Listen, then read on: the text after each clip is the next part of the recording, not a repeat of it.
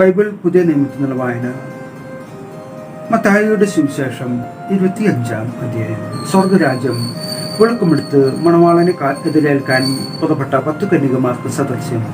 അവരിൽ 5 പേർ വിവേകശൂന്യരും 5 പേർ വിവേകവതികളുമായിരുന്നു.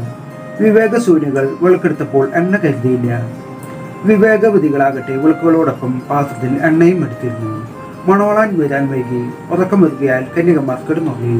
അർദ്ധരാത്രിയിൽ ഇതാ മണവാളൻ പുറത്തു വന്ന് അവനെ എതിരേൽക്കുവിൻ എന്ന് ആർക്കു വിളിയുണ്ടായി. ആ കന്യകമാരെല്ലാം ഉണർന്നു വിളക്കുകൾ തെളിയിച്ചു. വിവേകശൂന്യകൾ വിവേകവതികളോട് പറഞ്ഞു, ഞങ്ങളുടെ വിളക്കുകൾ അണിഞ്ഞു പോകാതിരിക്കുന്നതിന് ഞങ്ങളുടെ എണ്ണയിൽ കുറെ ഞങ്ങൾക്ക് തരിക. വിവേകവതികൾ മറുപടി പറഞ്ഞു, ഞങ്ങൾക്കും നിങ്ങൾക്കും മതിയാകാതെ വരുമെന്നതിനാൽ നിങ്ങൾ വിൽപ്പനക്കാരുടെ അടുത്ത് പോയി വാങ്ങിക്കൊള്ളുവിൻ.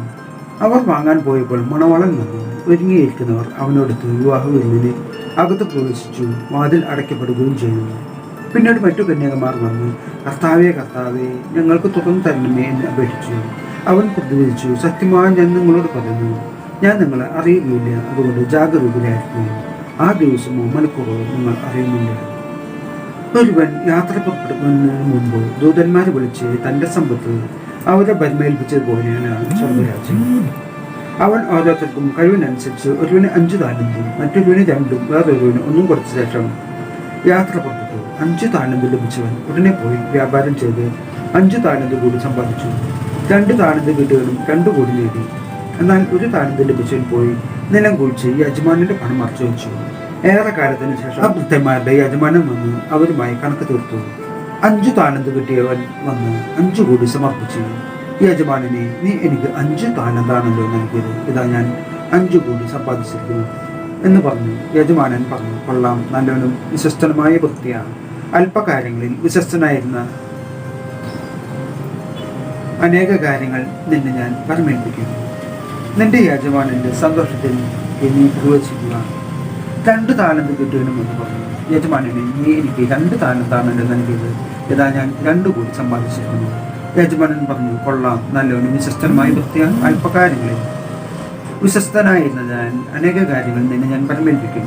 നിന്റെ യജമാനന്റെ സന്തോഷത്തിലേക്ക് നീ പ്രവേശിക്കുക. 1 താലന്ത് കിട്ടിയവൻ വന്ന് പറഞ്ഞു, യജമാനനെ, നീ വിതയ്ക്കാത്തിടത്തു നിന്ന് കൊയ്യുകയും വിതറാത്തിടത്തു നിന്ന് ശേഖരിക്കുകയും ചെയ്യുന്ന കഠിനഹൃദയനാണ് ഞാൻ മനസ്സിലാക്കി. അതിനാൽ ഞാൻ ഭയപ്പെട്ട് നിന്റെ താലന്ത് മണ്ണിൽ മറച്ചു വെച്ചു. ഇതാ നിന്റേത്, എടുത്തുകൊള്ളുക.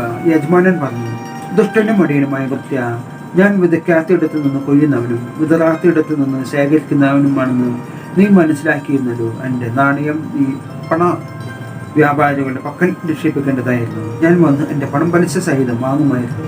ആ താലന്ത് അവനിൽ നിന്നെടുത്ത് 10 താലന്തുള്ളവന് കൊടുക്കുക. ഉള്ളവന് നൽകപ്പെടും, അവന് സമൃദ്ധി ഉണ്ടാവുകയും ചെയ്യും. ഇല്ലാത്തവനിൽ നിന്നും ഉള്ളതുപോലും എടുക്കപ്പെടും. സുയോജനമില്ലാത്ത ആ ഭക്തനെ പുറത്ത് അന്ധകാരത്തിലേക്ക് തള്ളിക്കളയുക. അവിടെ വിലാപവും പല്ലുകടിയുമായിരിക്കും. നമ്മുടെ കർത്താവായ യേശുവിനെ